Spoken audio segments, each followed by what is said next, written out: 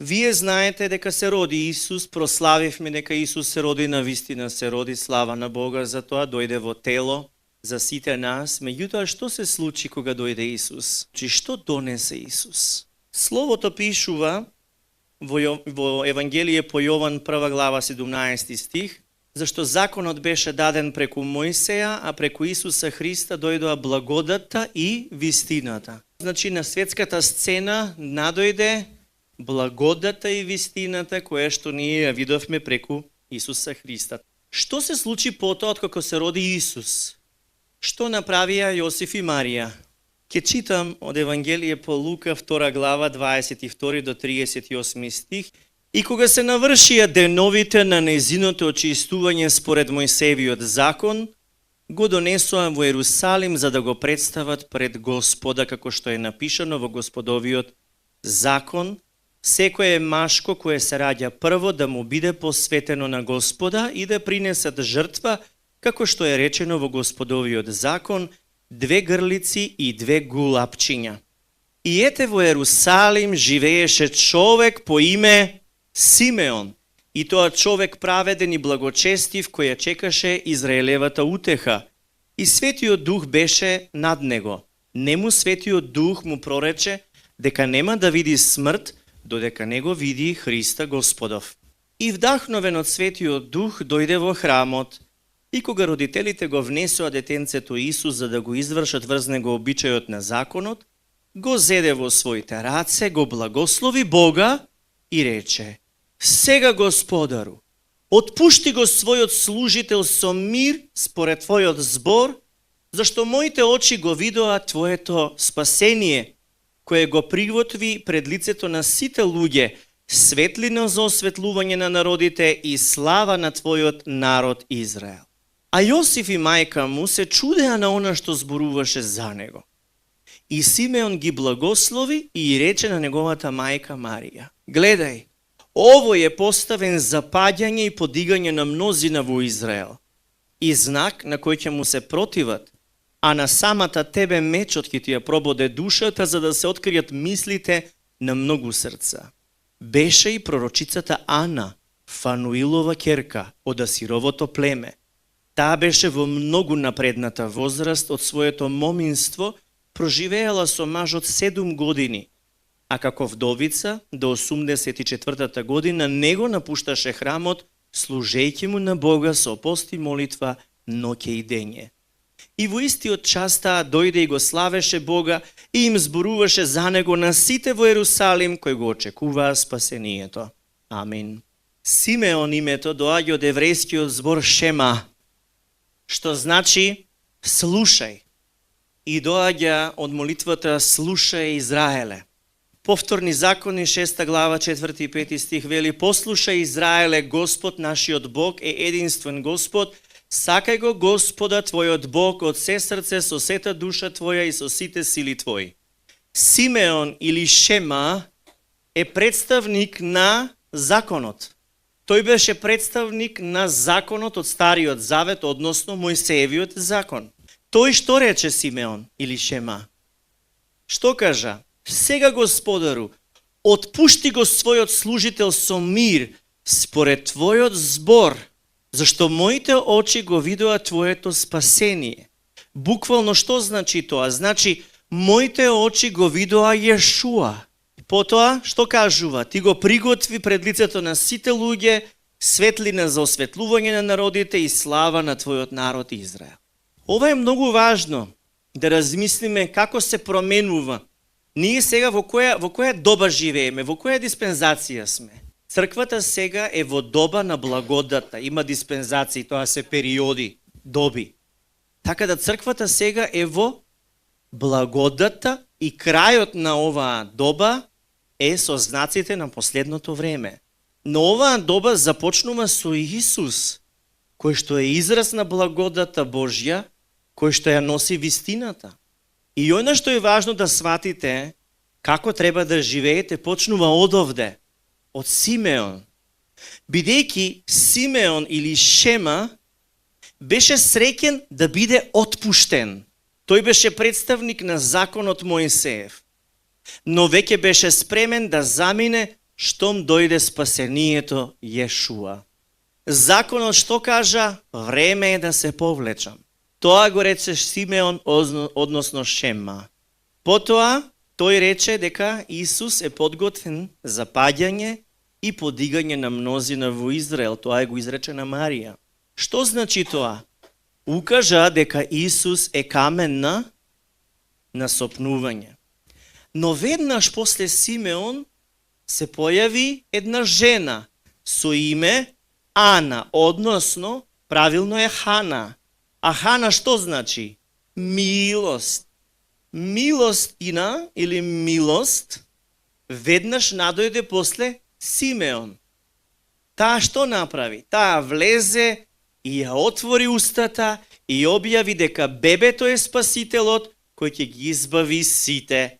Значи Шема или Симеон замина се повлече и дојде Хана, односно милоста која што објави дека Исус е спасението. Халелуја! Што ова за нас значи? Да бидеш под милоста на Бога или благодата, значи да бидеш под покровителство на Исус, бидејќи тој е олицетворение на Божјата благодат кон сите луѓе. Амин. Зошто е важно да си по таа благодат, која е превкусна и неопходна за сите нас? Бидејќи, кога си под благодат, не грешиш и не сакаш да грешиш. Дали ова си го измислив? Не. Пишано е во Римјани 6 глава 14 стих. Вели, гревот нема да господари над вас, зашто вие не сте под законот, туку под благодата. Значи, кога не сте под законот, сте под благодата. Ете тогаш гревот нема да господари врз тебе, врз нас. Вие знаете дека автор на гревот е ѓаволот. Кога си под благодата, ѓаволот нема право да господари со тебе. Од него, од ѓаволот доаѓаат болести. Значи, кога си под благодата, болестите немаат право на тебе. Сиромаштијата и оној што краде и што го одзема Божјиот благослов, пак е ѓаволот. Но кога си под благодата, ѓаволот нема право да осиромашува. Бидејќи ако не си под благодата, тога што се случува? Гревот започнува да господари. Кога господари гревот? Кога го слушаш законот. Законот е тој кој што укажува за гревот. Секогаш кога ќе кажеш, веќе нема да опцујам, тројно повеќе ќе опцуеш уште наредниот пола час. Бидејќи се потпираш на себе си и го предизвикуваш тој момент да ти се костриш со законот, секој што фатил да го пази законот, сгрешил. Ова е многу важно да го сватите, бидејќи кога се трудиш со собствен напор и со собствени активности и работа да постигнуваш одредени нешта, ти веќе влегуваш под закон. Штом законот почне да влие врз тебе, правам добро, ќе добијам добро, правам лошо, ми следува лошо, влезеш ли под тој принцип, тогаш ќе се појавуваат твоите слабости и искушенија кои што се повеќе и повеќе ќе надоаѓаат, односно ќе почне веќе да паѓаш во грев. Ите тука многу е важно да направите разлика. Религијата го практикува законот, додека Исус овозможи да имаме личен однос со Бога, кој што е базиран на благодата, не на религијата, не на законот. За жал, многу луѓе мислат дека со правење на одредени традиционални обреди или ритуали, мислат дека ќе се приближат поблиску до Бога, дека ќе му угодат на Бога и дека ќе се оправдаат пред Бога со тие добри дела. На некој начин, свесни или несвесни, они влегуваат под законот кој што постојано захтева. Направи ова, направи она, не кради, не лажи, не гледај криво, не завидува и така натаму. Штом влезеш да го практикуваш законот, се појавува гревот. Ќе сгрешиш.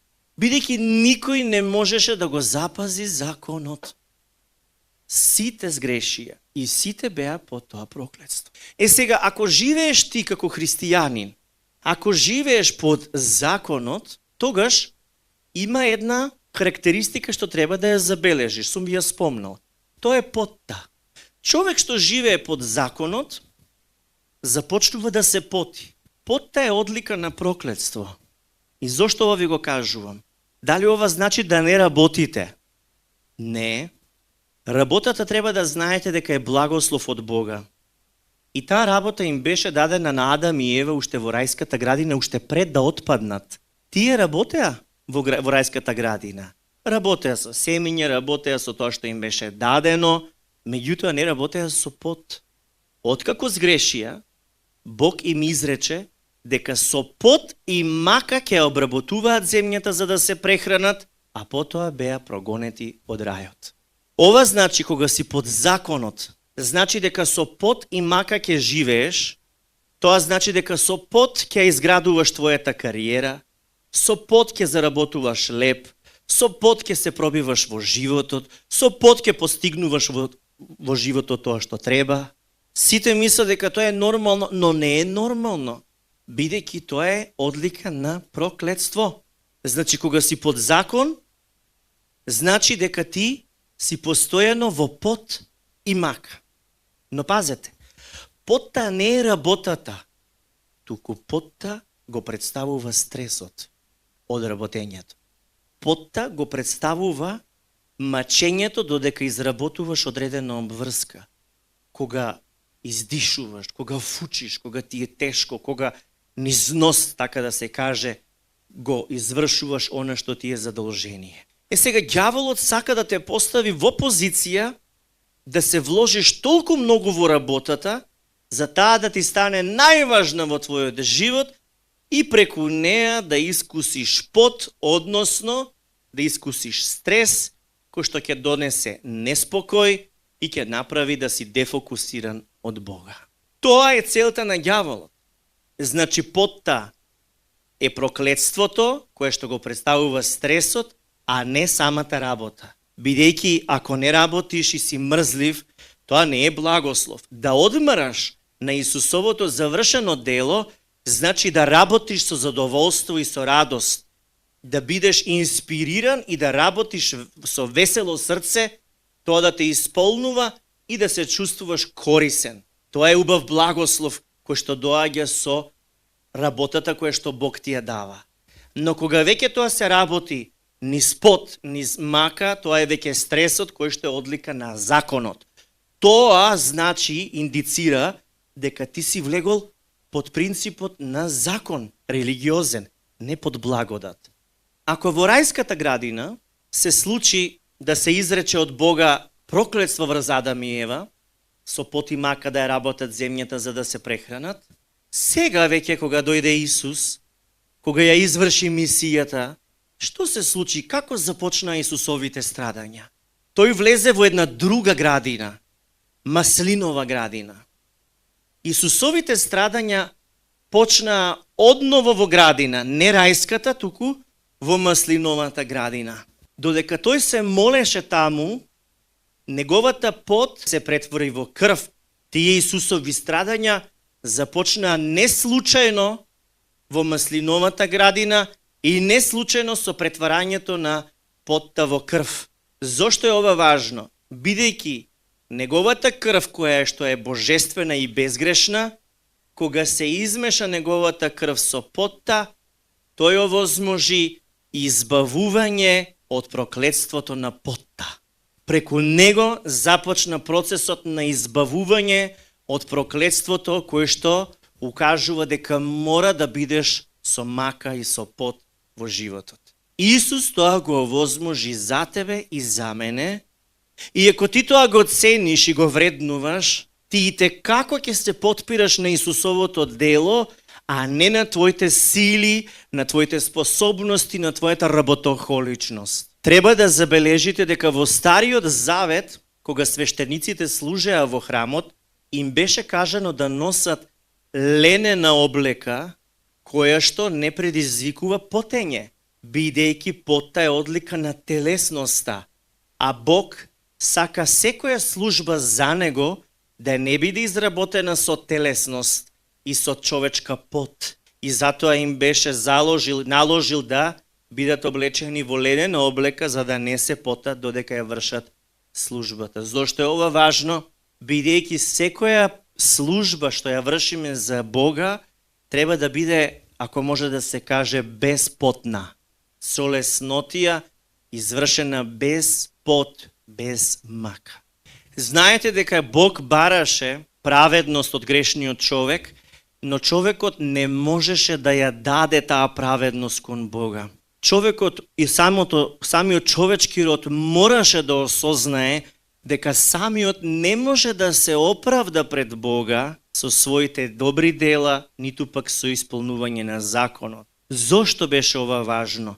Беше целта човекот и човечкиот род да научи дека треба да се понизи пред Бога и да разбере дека му треба спасител. Денеска во некои земји, како што е Норвешка, луѓето малку по-тешко би рекол во дадени моменти веруваат во Исус. Бидејќи државата и системот се им овозможуваат.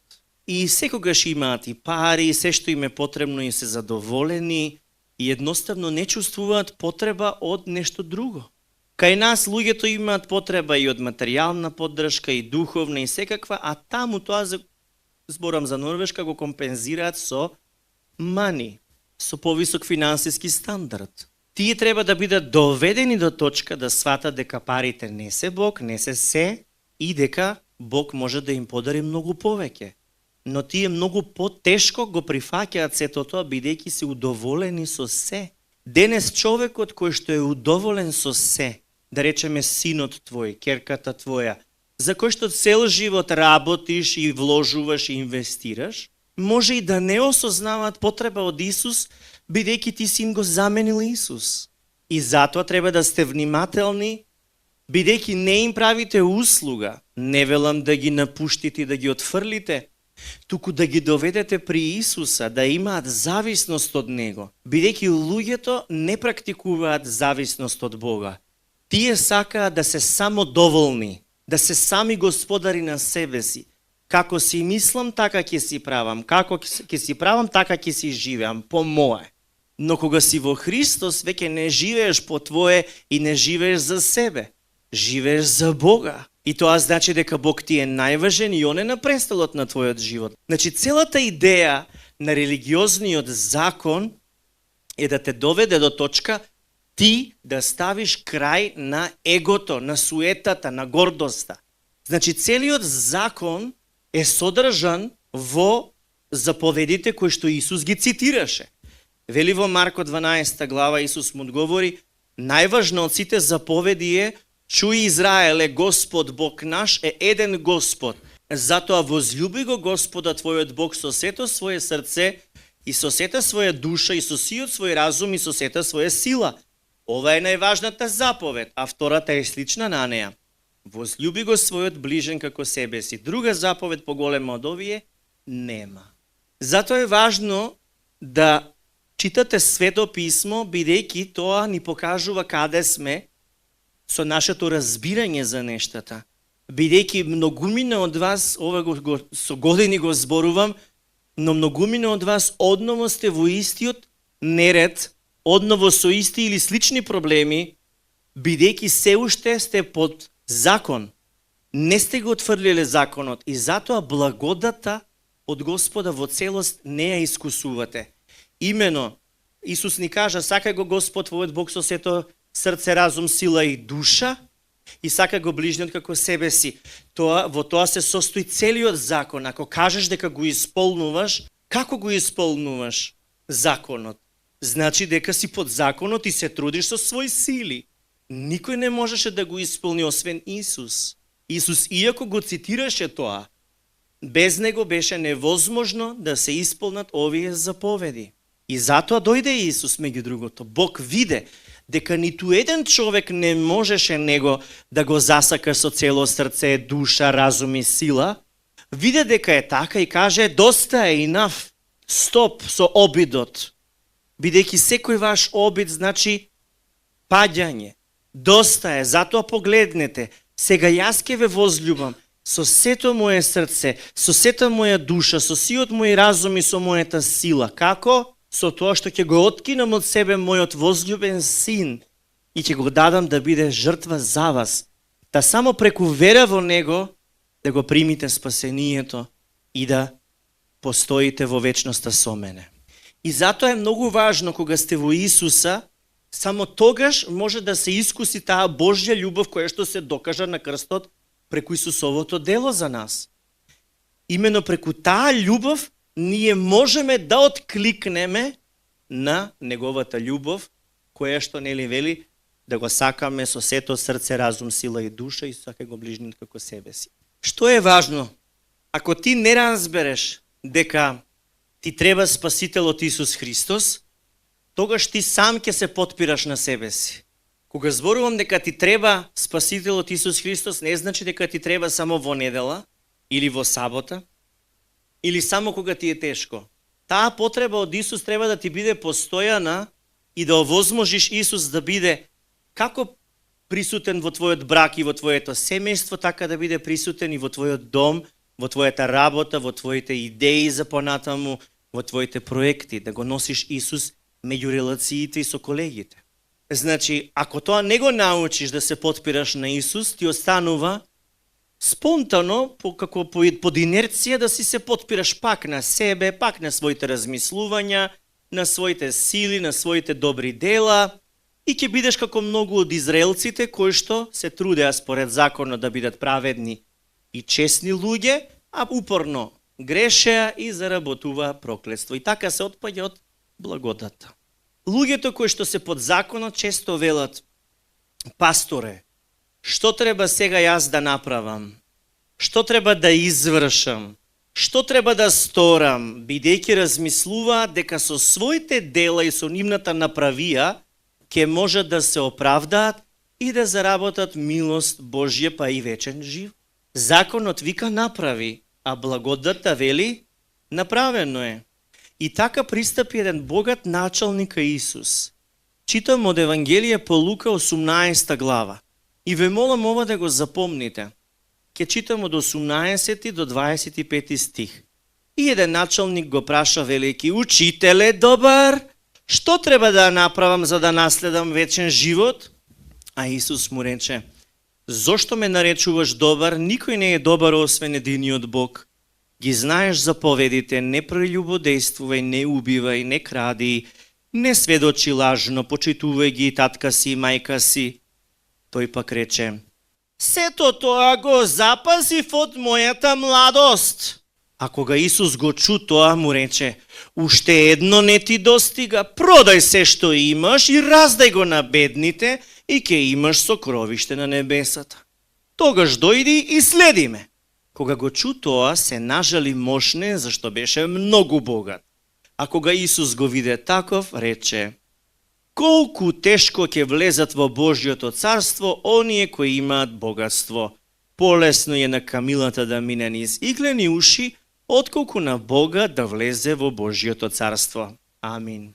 Значи, прашањето човеков што го постави на Исус, што треба да направам за да наследам вечен живот, беше иницијално што да сторам, што да извршам, нели е така? Исус не му рече: верувај во мене ќе се спасиш. Туку му ги наброи заповедите. Исус му ги наброи заповедите. А богатиот гордо се пофали дека од својата младост ги исполнувал сите тие заповеди. Значи, полн со себе, се дичи, така да речам, на својот труд што го извршил. И тогаш Исус му кажа се да продаде, да раздаде, ама човекот се нажали, бидејќи срцето му беше во богатството кое што го спечалил. А законот вели да немаш други богови освен мене, вика Бог. Исус знаеше што треба да му каже и му го кажа тоа. Сега зошто ова важно? Бидејќи секогаш кога се гордееш и кога се фалиш со тоа што ти го вршиш или со тоа што ти си го стекнал во животот, било тоа да е некоја сатисфакција, диплома, што и да е учење, капитал, бизнис, достигнување и така натаму, секогаш кога си во таа позиција, Исус ќе те сретне и ќе ти го даде што? Законот. Точно ќе ти покаже каде си, како што богатиот беше соочен. Кога си под законот, ќе го гледаш Исус како судија, кој што суди според Божиот закон. Но кога си под благодата, ќе го видиш Исус како милостливо те прегрнува и те прифаќа. Затоа е клучно да научиш да живееш под благодата на Бога. Контрастно на Евангелие по Лука 18 глава се движиме во 19 глава и читаме за сличен случај. Пазете внимателно. Во 18 глава читавме богат началник, а овде читаме за еден началник на цариниците, кој што исто така е богат и се вика Захеј. И кога влезе во Ерихон, минуваше низ градот. И ете некој човек по име Захеј, кој беше началник на цариниците и богат, сакаше да го види Исуса, кој е, но не можеше од народот, зашто беше низок по раст. И истрча напред, се качи на дива смоква за да го види, зашто требаше да мине покрај неа. И кога Исус дојде на тоа место, погледна нагоре и му рече: Закеј, слези бргу, денес треба да бидам во твојот дом.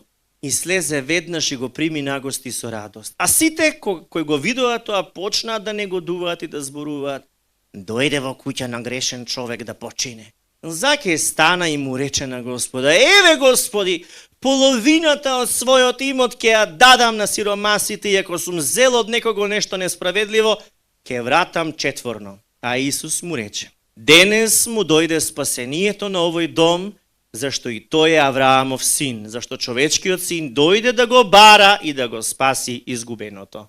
Значи Закеј низок по раст, началник на царинариниците, богат, земајќи од луѓето, сакаше да го види Исус, така? Имаше копнеш и се искачи на дива смоква, без разлика што беше началник, се искачи на дива смоква, само и само да го види Исус. Исус му рече дека ќе дојде кај него дома. Закеј се израдува и го прими. И Исус влезе во неговиот дом. Луѓето оговараа, негодува, види го, види. Но што се случи, што е важно? Исус му покажа милост на Закеј. И до крајот на вечерата Закеј донесе одлука и кажа дека пола од неговиот имот ќе ја даде на сиромасите и дека ќе врати четворно на секому што зел. Значи, кога Исус му го даде законот на богатиот началник, тој богат началник, иако му беше дадена насока, не извади и не даде ниту пара. Но кога Исус му даде или му покажа благодат на началникот на царинарниците Закеј, тогаш се отвори срцето на Закеј, домот на Закеј и новчаникот на Закеј. Што се случи? Тие што се под благодата даваат изобилно, бидејќи се под Исус, но тие што се под религиозниот закон не даваат, бидејќи се врзани за парите, зашто потта ги прави да ги величаат парите како нивна сатисфакција и сигурност. Ова треба да го слушнете денес. И оваа година да биде година на Божја благодат врз сите вас и врз вашиот дом. А за да биде така, од Бога е дадено, од наша страна треба да е практикувано. И ова слово што вечерва го слушаме е за да секој ден преиспитаме дали ќе се водиме по инерција на законот, на телесните обиди и напори, или ќе стануваме се повеќе благодарни што Бог е постојано со нас, иако не заслужуваме, и заради неговата благодат станавме Божја праведност во Христа. А ако се повеќе сме благодарни, се потпираме на тоа што Исус го возможи за нас и го објавуваме како наша идентификација дека сме Божји деца спасени по милост и Божја праведност заради Христос, тогаш нашата перцепција за животот ќе се промени. Нашата перцепција за бракот, за воспитување на децата, за финансиите, за се ќе се промени. Кажуваш на ќерка ти или на син ти: правиш лошо, ете ти лошо. Виде ли ма? Нема така да и викаш, бидејќи тоа е принципот. Правиш лошо, ете ти лошо, правиш добро, ете ти добро. Под благодат не е тој принцип. Под благодат ти викаш: ти си Исусова ќерка, ти си Исусов син. Личи ли на Исусово дете тоа да го прави? Не личи. Кога ќе почне детето да се идентификува како Исусово Божјо дете нема веќе да има склоност кон гревот, бидејќи штоме детето под благодат, гревот нема да господари над него. Истото што важи и за тебе како родител. Така да благодата ќе почне да го менува твојот став во воспитувањето на твоето дете, во односот кон твојот сопруг, во однос на ситуациите. Еве да речеме на Златен глобус, објавуваат во Холивуд, на филмскиот фестивал, објавуваат во Холивуд дека го направиле тоа што го направиле без Бога. Другиот ден почнуваат ветровите и пожарите направија пепел. Со Бог нема да се игра никој. Не смее тоа да си го овозможи, бидејќи тоа води во колапс. Но ние кои што гледаме што се случува, не треба да викам, видовте, така ви е. Не, бидејќи ние не сме луѓе што се ситат. Ние не сме фарисеите и садукеите кои што гледаат сеир и другите тонат и ние викаме, ете виде. Не го правиме тоа. Ние дури кога паѓаат, иако може биле непријателски поставени, наше и тогаш да се молиме да се избават. И тогаш Божјата милостлива рака да биде врз нив. Бидејќи милоста од Господа го направи Захеј да го отвори своето срце и да донесе животна одлука, за да го сподели имотот, да подели на сите четворно на сите што им земал. Милоста е таа која што ја направи таа промена, не го направи укорот. Не беше законот од устата на Исус. Милост. И затоа треба да се решиме, под законот ли сме или под благодат. Ако си под благодат, тогаш ќе имаш слобода. И во финанси, и во планирање, и во многу работи. Бидејќи твоите грижи веќе се префрлени на Бога, Бог е тој што се грижи за тебе и Он се бори за тебе. А ти ако си научил да имаш цел живот контрола, ти да контролираш и финанси, и домаќинство, и ова, и она, докаде е ова работа, докаде е она работа, тогаш ќе ти биде тешко, бидејќи ти си шефче турс. Не е Господ директорот што треба да те владее. Ти си правиш туризам со главата, со емоциите, со керкати, со синти, каде е машти, каде си бе? Абе од пазар те чекам 3 сата, каде си те нема? Ти си тој што контролира, ти не можеш тогаш да дозволиш Господ да те управува. Ако си под благодата, ќе бидеш понизен и таа клучна лидерска улога што сам си ја ставил, ќе ја повлечеш. Ќе дозволиш Бог да ти е на прво место и тој да биде лидерот што ќе те води во твојот живот. Луѓето кои што го немаат Спасителот Исус Христос како свој Господ, се робови на гревот, нели е така? Тие се робови на законот и практикуваат религија. Тие се како оние фарисеите, садукеите кои што Исус редовно ги укоруваше, кога тие сака со своите дела да се фалат, да се оправдуваат со долгите молитви, да се покажуваат како честити по улиците кога одеа со мантиите.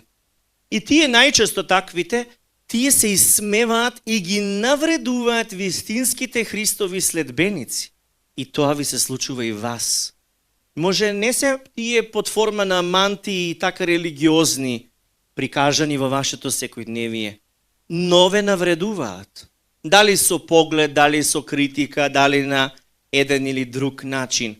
Ама Словото вели во 1 Петрово, 4 глава, 14 до 16 стих, вели: ако ве навредуваат поради тоа што сте Христови следбеници, тоа треба да ве радува. Кој ќе каже амин? Вели, тоа е доказ дека величествениот Божји дух е во вас. Срамота е ако некој од вас биде казнет за убиство, за кражба, за злосторство или за правење сплетки. Но ако страдате поради тоа што сте христијани, немојте да се срамите. Напротив, бидете му благодарни на Бог што го носите Христовото име. Амин. Сакам со ова да ви укажам, кога сте под Божјата благодат, значи дека ќе бидете трн во очите на луѓето кои што се околу вас и кои што ве наблюдуваат. Бидејќи кога сте под благодата на Господ Исус Христос, вие го изразувате Исус, а Исус е камен на сопнување. Пишано е за ова во Светото писмо, Бог вели: еве ќе поставам во Ерусалим камен темелник, одбран и скапоцен, кој ќе поверува во него никогаш нема да се разочара. Да, за вас што верувате, тој е камен што зидарите го отфрлија, стана камен темелник, скапоцен камен. А за оние што го отфрлија, истиот тој камен е камен од кој ќе се сопнуваат, карпа преку која ќе паѓаат. Тие се сопнуваат затоа што не ја слушаат и не ја веруваат Божјата порака, затоа таква судбина им е определена. 1 Петрово 2 глава 6 до 8 стих. Без разлика како се исмеваат, што да прават и како и да прават, ти треба да имаш благодарно срце за сето она што го поминуваш и не е лесно. Но треба да знаеш тоа се случува кога дозволуваш благодата да се пројавува низ тебе, а таа го изразува Исус преку тебе. Не може некој што има демони да ти се радува тебе што го изразуваш Исус. Ако му веруваш на Исус, треба да знаеш дека твоето верување ќе биде проверено. Ова значи дека ќе бидеш поставен во позиција дали ќе останеш верен на повикот што Господ ти го дал, да живееш под благодата, или пак да потпаднеш под законот и да се претопиш како и другите луѓе кои што си практикуваат религија, паганизам, идолопоклонство, ставање лажна надеж во лепче и во париче, фарбање на јајца и други различни ритуали. Многу луѓе мислат дека се верници и дека се спасени, но доколку не се покајале вистински, тогаш тоа што они тврдат е под прашање, бидејќи ако не го издигнуваат Исус Христос во својот живот, дали воопшто се спасени. Да се покаеш вистински, значи пред се да ги тргнеш сите твои идоли. Не само да зажалиш за грешките што си ги сторил, туку да ги тргнеш сите идоли, односно нештата кои што ти значеле и кои што си ги поставувал на најважното место, кое што де факто му припаѓа само на Бога. Некогаш тие идоли се парите, работата, имотите, славата. Некогаш тие идоли се твоите навики, твоите размислувања, или пак идол имаш од тоа што луѓето ќе помислат за тебе, од туѓото мислење за тебе. Толку ти е важно, што е најважно испаѓа дека е тоа идол веќе. Некогаш идол е кариерата или страста да се изврши нешто, пример коцкање или алкохолизам. Тоа веќе ти си роб на тоа е веќе идол во твојот живот. Некогаш тоа е гревот или по пороците, или некогаш тоа се лажните богови, Кришна, Шива, енергија, рейки, мејки и така натака. Ако ти мислиш дека веруваш во Исус, а притоа се поклонуваш на лажни богови или на други богови, или си роб на нешто друго што е поважно од Исус и имаш различни идоли, тогаш ти не можеш да ја искусуваш благодата на Бога, бидејќи Исус не е прославен како Христос или Спасител и Господ на твојот живот. Тоа е она што некои луѓе го забележуваат кај вас. Имено тие разбираат дека Господ Исус Христос ви е најважен. Знаат дека се што ви е најважно во животот сте го подредиле после Исус, а тој останува на прво место. И така луѓето согледуваат дека не сте им веќе најважни, согледуваат дека тие не се така предадени на Бога како што сте вие, па некој од нив кои што се и дел од вашето семејство и кои што имаат идол од типот што ќе речат луѓето за вас или за семејството, стануваат дури смели и агресивни да ги бранат своите идоли и вас да ве напаѓаат со погрдни зборови, иако заради вашата верност кон Бога, тие доживуваат благослов во нивниот живот. И тоа може да се ваши родители, или ваши деца, или ваши внуци, или брат или сестра, но тие се поштедени од комплициран живот, зошто преку вас Господ излева благодат и према нив. Преку вас се овозможува инфузија на Божја благодат и во нив, во нивните срца. За жал, они се несвесни и многу често се неблагодарни и наместо да се приближат кон Бога, се одвраќаат, дури сакаат вас да ве оттргнат од Божјиот пат и кажуваат: ама луѓето што ќе речат? Забегана ненормална мајка имам, забеган татко ваков таков нововерец.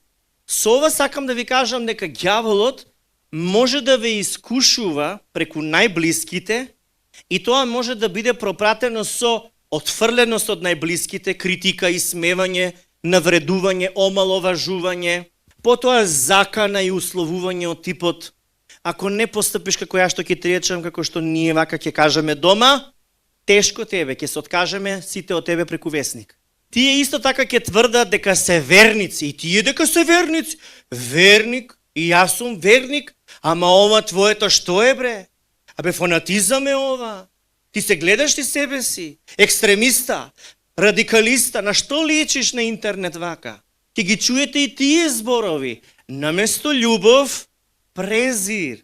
Наместо разбирање, осуда. Наместо љубов, омраза.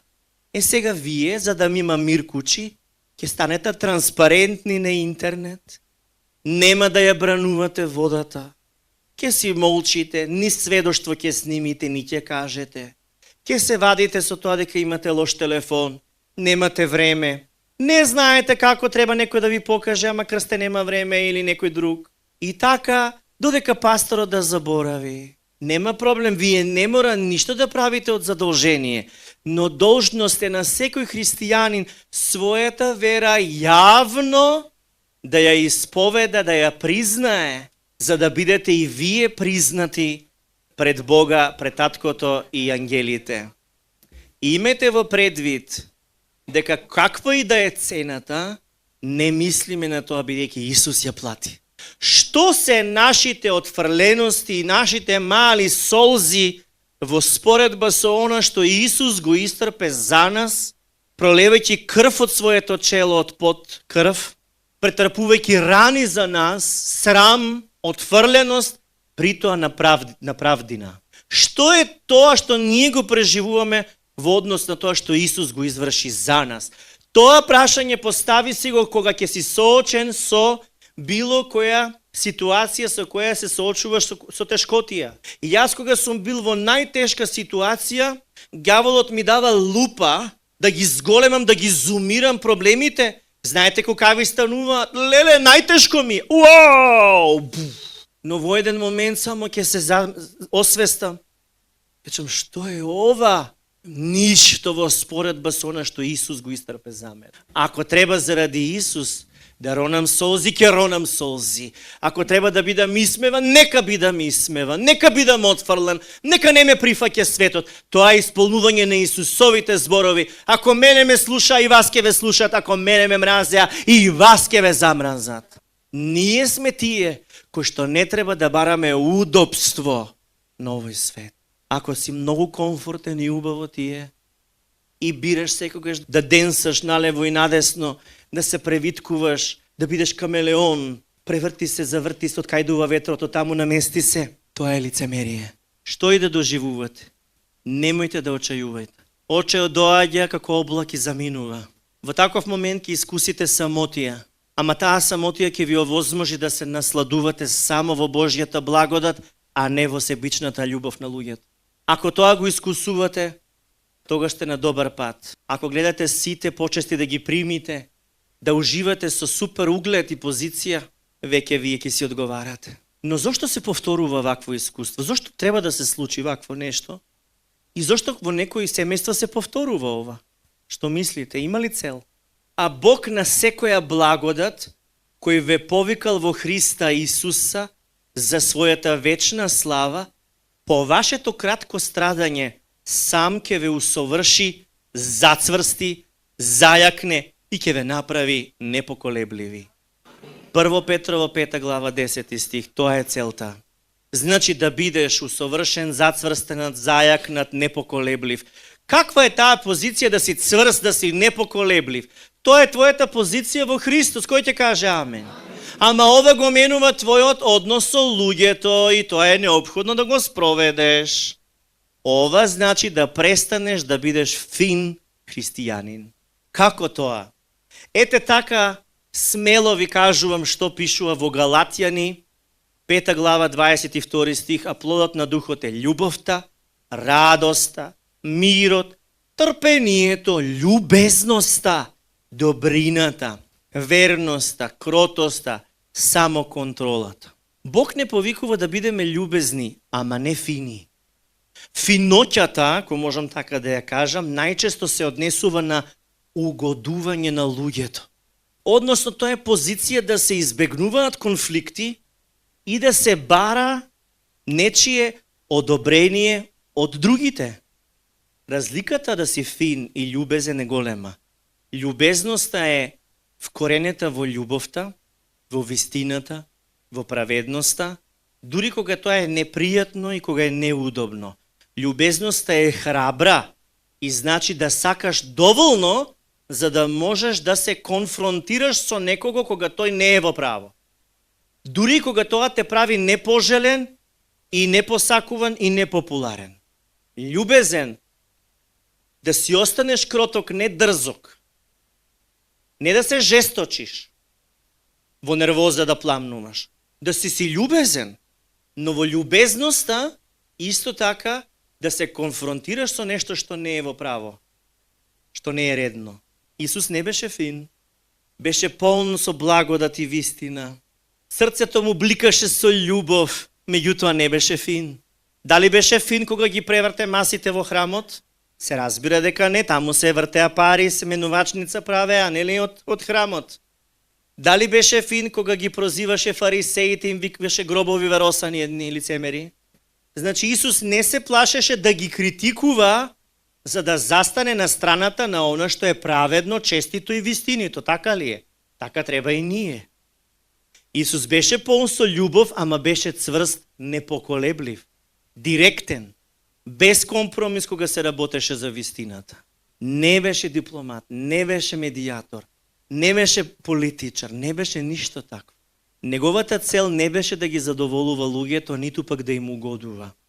Туку се стремеше да го задоволи Отецот во небесата. И затоа велам треба да престанете со тоа умилкување, додворување, лицемерие или како сакате кажете го, бидејќи пишано е Галатјани 1 глава 10 стих, Павле вели: во луѓето ли сега барам благонаклоност или во Бога? Или пак на луѓето ли сакам да им угодувам? Ако бев сакал да им угодувам на луѓето, немаше да бидам Христов слуга. Со ова сакам да ви кажам, престанете да живеете за аплаузот на луѓето и започнете да живеете за Божјо одобрување во Божјата благодат со фокусот, односно погледот кон Исус Христ.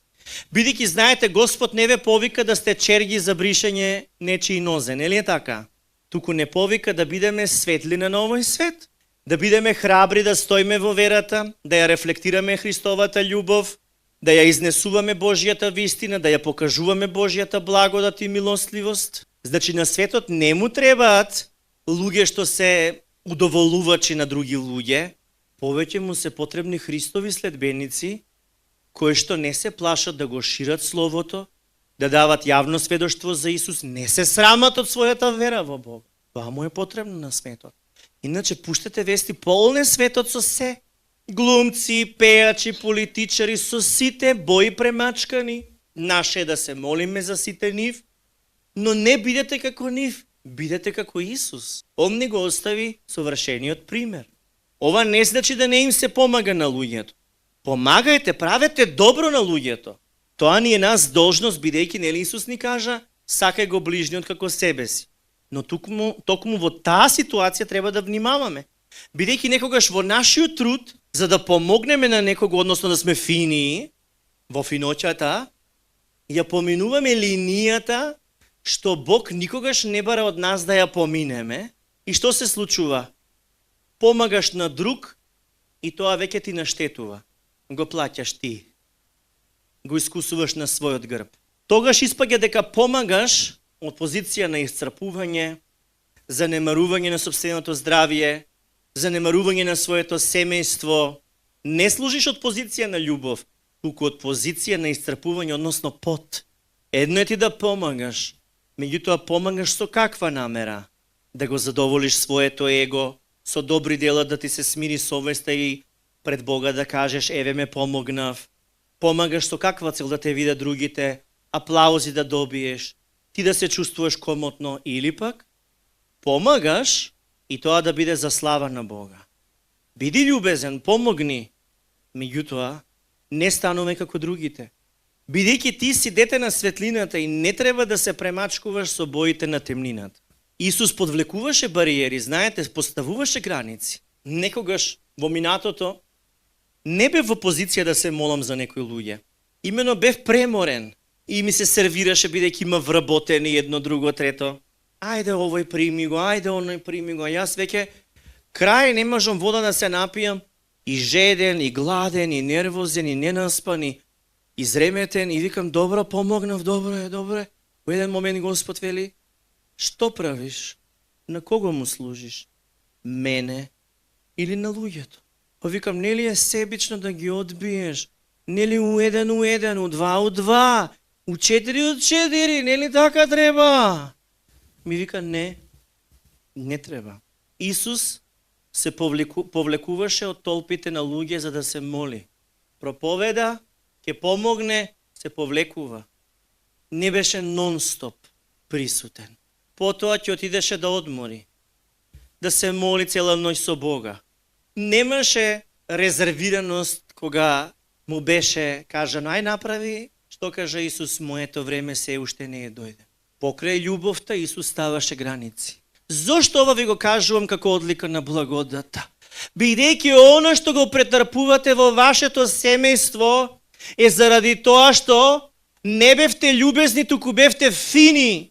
И тоа беше грешка во ставот. Требаше да бидете љубезни, а тоа значи со љубов, кротко, без жесточење и кавга, да ги поставиш сите на место, односно да подвлечеш граници до кај може да одат. Тоа не е себично од твоја страна. Тоа е твоја должност за да не прегориш и да не стануваш умилкувач на луѓе. Ти не си социјални грижи да бидеш вечниот слуга на еден или на друг кој што паразитски се однесува и не превзема одговорност за своето спасение, за својата душа или за својот живот. Тие примаат заради тебе од твојата благодат и тоа се твоите родители, твоите деца, твоите внуци, твојот брат или сестра.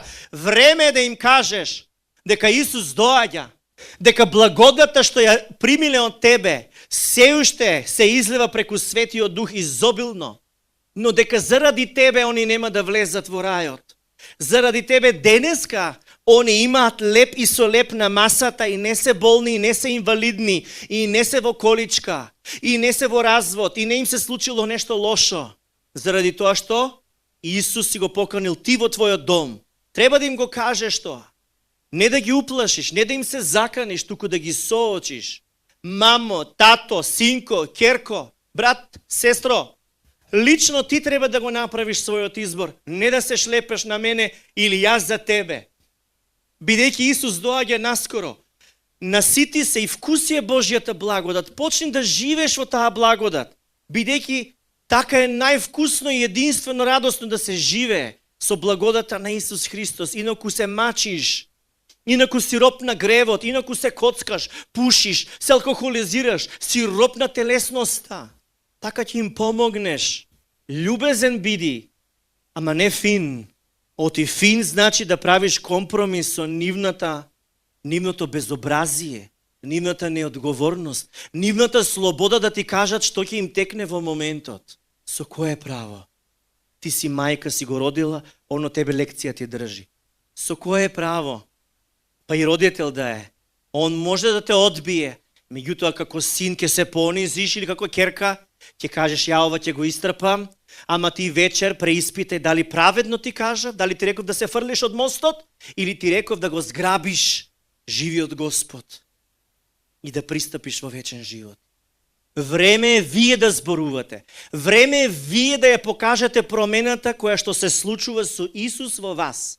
Ако ги штедите да не идат во црква, керките, синовите, кои да е, не им правите услуга, ќе дојдат денови кога ќе бидат во паника, во депресии, во болести, некои со пороци, некои со други проблеми, дали е наркоманија, дали е проституција, што и да е, ќе не знаете вие главата кајде да ја ставите да одморите, бидејќи пак товарот вас ќе ви дојде на глава.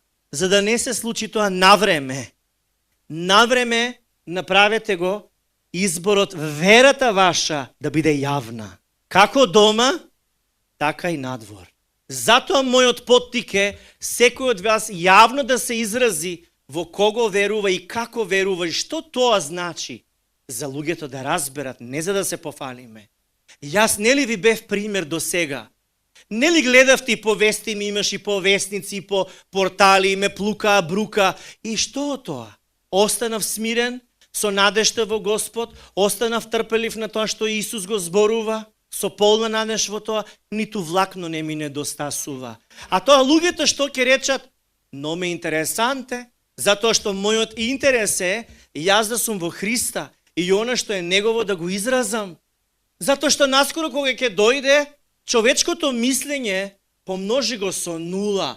Важно е Божјото мислење. Важно е ти при Господа да си. Тоа ти е најважно. Затоа заборавете да угодувате на луѓе.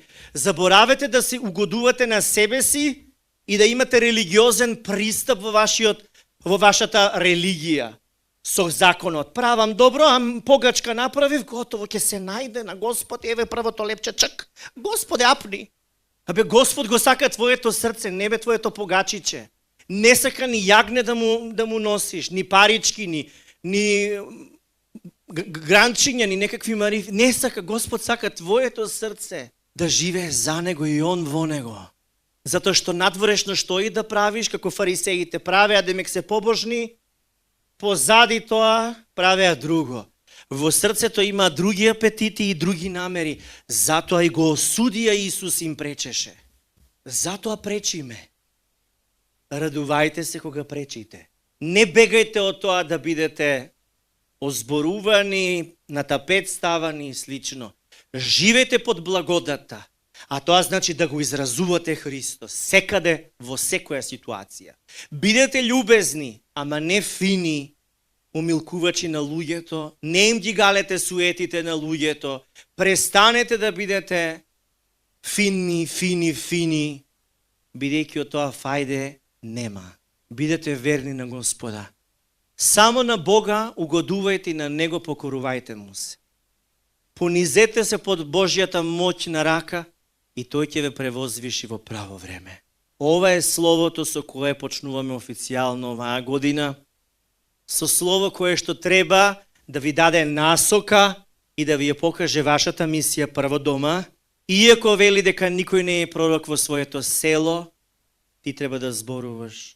Дури и кога тоа значи отфрленост, дури и кога значи и навреда, бидејќи Исус кажа во последното време што ќе се случи, ќе се свртат еден против друг во своето семејство, мајка против ќерка, сна против свекрва, брат, татко, дете против и така натака, сите едни со други. Така да Исус, ние го примивме по милост на Бога. Вие сте представник од вашето семејство. Вие имате проклетства генерацијски од не знам која војна. Прва, втора, светска, предходно, други поколенија, 4 поколенија уназад. Вие сте носеле. Господ милостливо погледна на вас, ви даде да изберете, да го изберете Исус Христос, да поверувате во радосната вест Евангелието, да сте спасени и вие сега да сте оние што покажуваат светлина на изгубените души. Тоа е како светилник што покажува светло, како рефлектор на изгубените бродови, кои што ако го нема тој светилник, ќе завршат, бродолом ќе се случи, ќе се расцепат бродовите, нема да го знаат својот брег, своето пристаниште. Душите се такви, потребно им е некој да им покажува светлина. Во тоа треба да сме кротки, љубезни, долготрпеливи, добри, но не фини. До сега пробавте секаков начин за едно или друго. Не можеш никого да го натераш, но ако не можеш да го натераш, кажи му за грабнувањето. Бидејќи наскоро кога ќе те снема, треба да знае каде си. Ние не знаеме кога ќе дојде Исус. Немојте да мислите дека тоа беше само еуфорија кажана еднаш. Не. Господ навреме не отрезни и ни даде нашата надеж да ја положиме во Исус Христос и да сме во очекување на таа блажена надеж. И зашто толку ќе работиш, ќе правиш сили, пот? Зашто? Ништо тоа не е вредно. Знаете што е вредно? Со која намера го правиш? Со чија сила го вршиш? Дали со Божја сила или со твоја пот? Разбирате? Бидејќи се што правиш треба да биде за слава на Бог. А тоа што го правиш за слава на Бог не треба да биде со твојата пот.